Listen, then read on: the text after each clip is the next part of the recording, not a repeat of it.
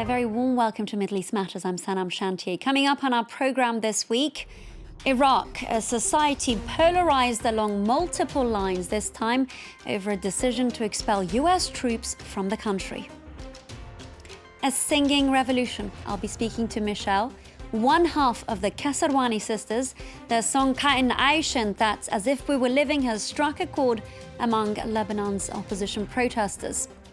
Plus, Jordanians take to the streets to say no to the, quote, gas of the enemy. This after Israel started delivering gas to the country as part of a multi-billion-dollar deal. Thank you for watching Middle East Matters. We start with Iraq, where a political standoff between protesters and the government continues. Now, earlier this month, lawmakers voted to end the presence of US troops on the country's soil. Their vote represents a rebuke of Washington over its targeted airstrike on Iran's top commander Qasem Soleimani at the Baghdad International Airport. Donald Trump, meanwhile, has said that he would impose sanctions on the Middle Eastern country if it decided to expel US troops. And today, Iraqis are more divided on the issue than ever before. On the 5th of January, Iraqi MPs passed a resolution calling on the government to expel US troops. Ahmed al-Kanani was among those backing the call.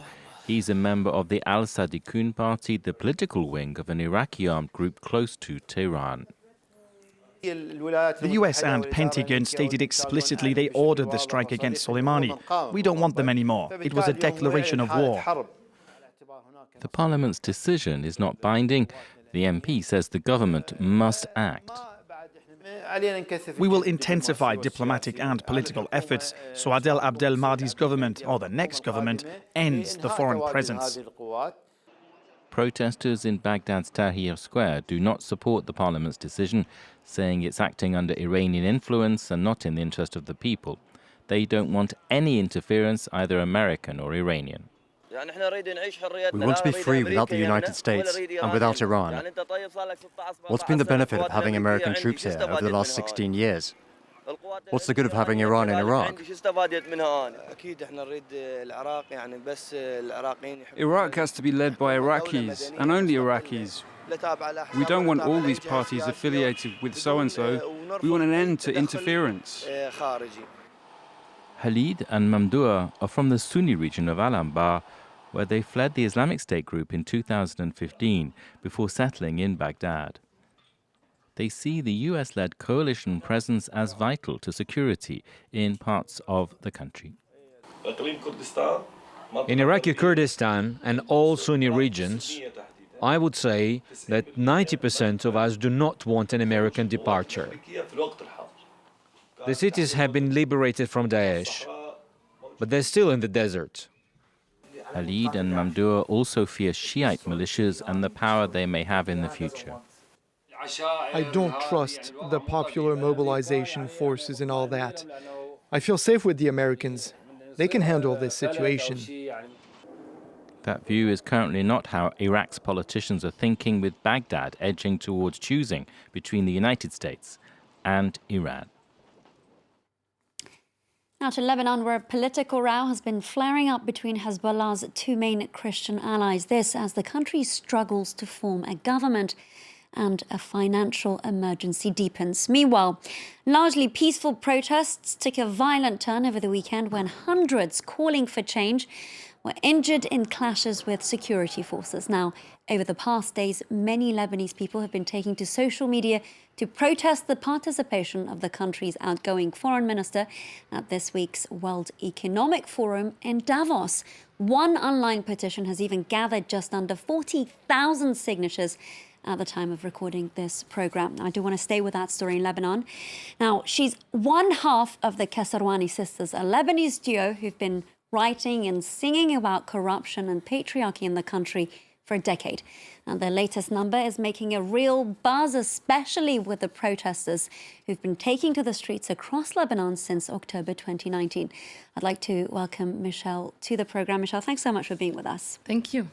Now, before we start, I want to go to a clip of your latest song that was released, and it's had a lot of traction. That's Ka'in Aishin. That's As If We Were Living. Let's take a look.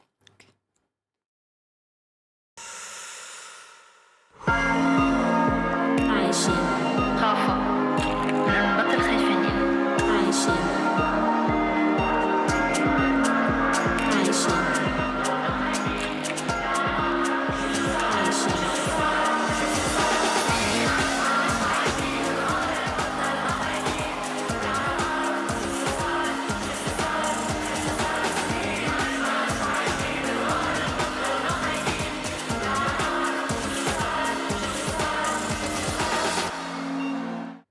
That was a clip of As If We Were Living. Michelle, now, as I mentioned earlier, you guys have actually been doing this for a decade. Yes, because the problems has been there for decades and even more. So what we actually do is we write songs when we feel that something is going wrong and that you can express that thing and express what people around us are feeling as well.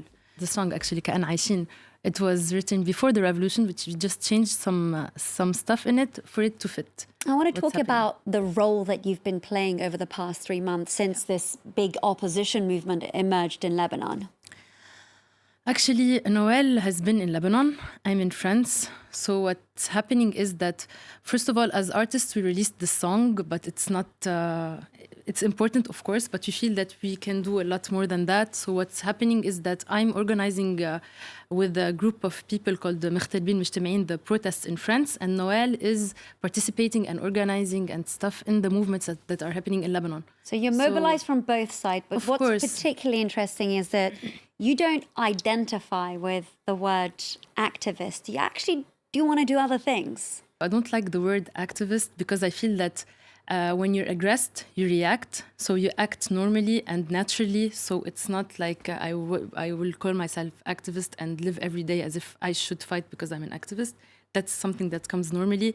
And what I would like to do is many other things in life. I came to France in an art residency to write a film. It was a love story, but they don't let you do anything like out of the same subjects that we always talk about, which are corruption and everything happening, because not they don't let you, but you don't feel like doing anything else because we're in a defense mode and we cannot really express ourselves or our dreams. We just react to aggression all the time. And tell me about the reactions that you've had from inside the country to your song. Normally, all the reactions are very encouraging. We're always happy to know that what we're saying touches other people as well. And yes, so normally... But there are those that don't necessarily agree with your views. Yes, as you see, I forgot them because I forget them all the time. Actually, it's normal if you're stating something for other people to be against. So that's not an issue. That's what we're doing. We're claiming clear stuff. But at the same time, this kind of satire that we do is, of course, pointed at the problems and all, but it's not offensive because I don't communicate in an offensive way most of the time. Let's try and look at the wider picture, because there have been some comparisons made in terms of what's happening to Lebanon today to perhaps the failures of what happened with the Syrian revolution and what happened with the Egyptian revolution. What are your thoughts on that? I think that of course, we can learn from each other in a way, but for each country there are some specific realities that are like only for the country itself. Meaning, we cannot wake up and start analyzing if what we're doing will affect or not politically. What we do is we wake up, you're insulted. You cannot live in the conditions in which they put us because of corruption, of fears of corruption. And like you cannot accept people standing in line in front of banks to get $100 from their own bank accounts just because the politicians didn't know how to manage the economy in the country and stuff like that. So automatically we will move. We have clear objectives and we are starting bit by bit to get what we want. Michelle Keserwany, musician, scriptwriter, songwriter, thank you so much for being with us here on Middle East Matters. Thank you for having me. Now, we end in Jordan this week, where thousands took to the streets to protest against a multi-billion-dollar gas deal signed between the country and Israel. Lawmakers, meanwhile, have approved a draft law to ban imports of Israeli gas. This comes after the first batches were already delivered. Karis Garland brings us up to speed. An embarrassing backflip for the Hashemite kingdom. Jordanian MPs unanimously passed a motion on Sunday to ban the importation of Israeli gas. The government is prohibited, with its ministries and public institutions and the companies owned by it, from importing gas from Israel. The decision comes 3 weeks after the deal came into effect. Located in the Mediterranean Sea, the Leviathan natural gas field is what Israel calls the largest energy project in the country's history. It's estimated to hold more than 600 billion cubic metres of gas. In 2016, Jordan's state-owned electric utility signed a $10 billion contract to import the gas over a 15-year period, hoping to save the country at least $500 million per year. This is a very important deal. It pushes the Israeli energy market forward. It strengthens our relations with Jordan. For this purpose, we supported the natural gas plan. We extract gas from the ground, and the country reaps the great geopolitical, economic, and social fruits that gas can bring. But in a country where more than half of the population is of Palestinian origin, many consider the agreement a betrayal and are calling on the government to resign. All the people reject the gas deal. All countries that plan to sign agreements with other countries must consult their people first. We don't need this agreement. It's a shameful agreement. This gas belongs to us, from our land, from our soil, from occupied Palestine. Today we have two options. Either the parliament overthrows the government, or the people will overthrow it from the streets. So we demand that the Jordanian people reach a national consensus to overthrow this government, which has allowed gas importation from Israel. The motion will be referred to Cabinet to be made law. Although legal hurdles may prevent it from being enforced, the government had previously said it was a deal between companies, not a political matter. Withdrawal from the agreement would cost Jordan $1.5 billion. Well, that's it from us this week. Do stay tuned to France 24.